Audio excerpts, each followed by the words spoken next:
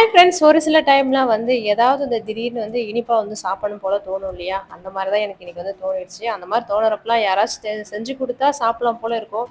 நமக்கு எங்க செஞ்சு தர போறாங்க? நமக்கு பிடிச்சத நம்ம தான் வந்து சாப்பிடணும் அப்படின்றதுக்காக இன்னைக்கு அதுக்கு அன்னைக்கு என்னவோ எனக்கு தெரியல. வெண்ணெய் புட்டு தான் சாப்பிடணும் போல இருந்தது. யாரெல்லாம் இந்த வெண்ணெய் புட்டு வந்து சாப்பிட்டுருக்கீங்க அப்படின்னு சொல்லுங்க.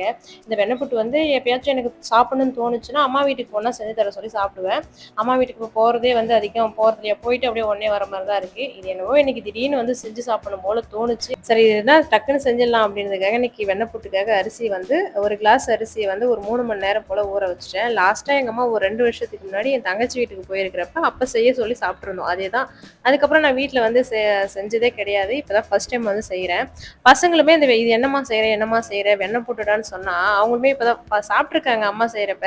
இருந்தாலும் கொஞ்சம் நினைவு தெரிஞ்சதுக்கு அப்புறம் இப்பதான் வந்து சாப்பிடுறாங்க. வெண்ணெய் புட்டுல வந்து வெண்ணெல்லாம் போடுவியாம்மா அப்படின்னு சொல்லி கேட்டுக்கிட்டே அதெல்லாம் இல்லடா இப்படிதான் ரொம்ப சிம்பிளா தான் செய்யணும் அப்படின்னு சொல்லிக்கிட்டே அதை வந்து செஞ்சுட்டு இருந்தேன். ஃபர்ஸ்ட் அந்த பாத்திரம் வந்து பாத்தீங்கன்னா கொஞ்சம் அடிகனமான பாத்திரம் வைக்கணும் வந்து சின்ன கிணத்துல வச்சுட்டேன். அதுக்கப்புறம் பாத்தீங்கன்னா அது அரிசி மாவு ஊத்துன உடனே ரொம்ப அதிகமா வந்த மாதிரி இருந்தது. சரி வேற பாத்திரத்துல ஊத்திட்டு அதுக்கப்புறம் வந்து செய்ய ஆரம்பிச்சிருந்தேன். அந்த வெண்ணெய் புட்டு யாருக்கெல்லாம் வந்து தெரியும் அப்படின்றத சொல்லுங்க. இதெல்லாம் 90s கிட்ஸோட ஃபேவரட் வந்து சொல்லலாம். இதான் ஸ்நாக்ஸ்னா அப்பெல்லாம் வந்து கரண்டியில ஊத்தி ஒரு கிண்ணம் மாரி வந்து எடுத்து குடுப்பாங்க. அதெல்லாம் சூப்பரா இருக்கும் சாப்பிடுறதுக்கு. இப்ப நெனச்சாலுமே எனக்கு இன்னும் சாப்பிடணும் போல வந்து தோணுது.